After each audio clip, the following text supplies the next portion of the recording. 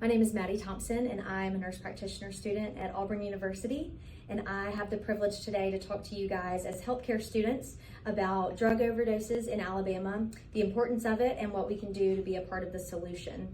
My background is in emergency medicine and emergency trauma. I'm now pretty passionate about what we can do to be a part of the solution, how to communicate with EMS, solutions that EMS has found, and especially our state. We're so lucky to live in a state that wants to improve. So today I'm going to talk about solutions, what they are, how they work, and I'm going to show you a special guest that I talked to that has really good background with one of the solutions. So overdoses in Alabama, sadly, according to USA World Report in 2024, Alabama is hitting 74.5 prescriptions per 100 people in 2022, and then the national average is 39.5. This is huge. We cannot ignore this fact, especially as healthcare students and future healthcare providers. What are the leading causes? Fentanyl and poly drug use. This right here, Alabama drug overdoses in 2021, 70% were from opioids. Clearly an issue, guys. So EMS reporting, they're the first ones to respond because they're going to see those people firsthand. They're going to look for signs and symptoms of opioid overdose. Pinpoint pupils, shallow breathing, pale, blue in the face. Maybe if you have the chance to do an assessment, low blood pressure. All things that we really want as students, you guys to really understand that this is serious and solutions are on the rise. So EMS reporting, Jefferson County is a good example.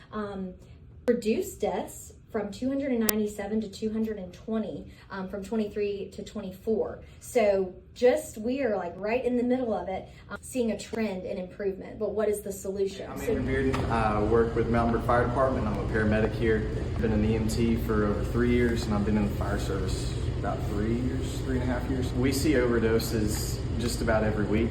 It's something that is really prevalent with the drug culture in our society today. And Narcan is super important because when someone takes an opioid that is a depressant, it really takes their breathing and shuts it down. So that Narcan allows everything to open back up and allows them to start breathing again, which gives them the oxygen they desperately need to keep living. So I've got Andrew here with me, and he's going to show us how he administers IV Narcan. And keep in mind, this is really important. It's going to reverse that opioid overdose for people in any state, any socioeconomic class. And this is a really cool way to reverse that overdose, give someone a second chance at life. So Andrew, tell us a little bit about the IV administration. Absolutely. So once we've got the box of Narcan, we've got our IV set. You've got this here and you've got the Narcan. So what we're going to do is we're going to take the top off.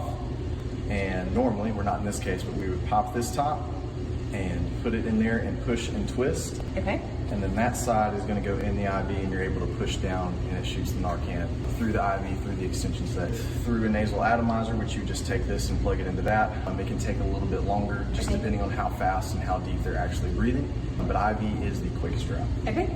Cool. Thank you so much. Thank you for your service. So Narcan is our first solution. There are a handful of solutions, but the two I want to talk about today are going to be Narcan and the fentanyl test strips.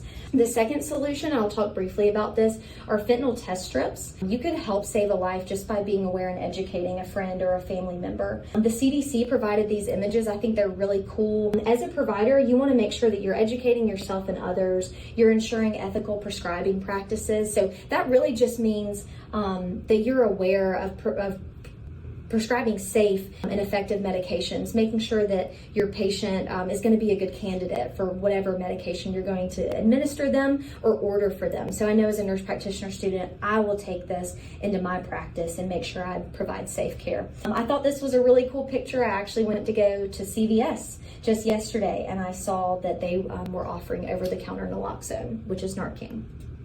So our call to action, especially for healthcare providers, is that you can be the difference. There are solutions that our state of Alabama has come up with, like the Narcan and fentanyl test strips, and really knowing how to use those. We've identified that, this drug overdose is a problem in our state. And I want you guys to understand that the assessment, the reporting, the EMS systems are all really, it's a multifactorial solution. And then knowing how to educate yourself and others and really intervene if it's ever needed.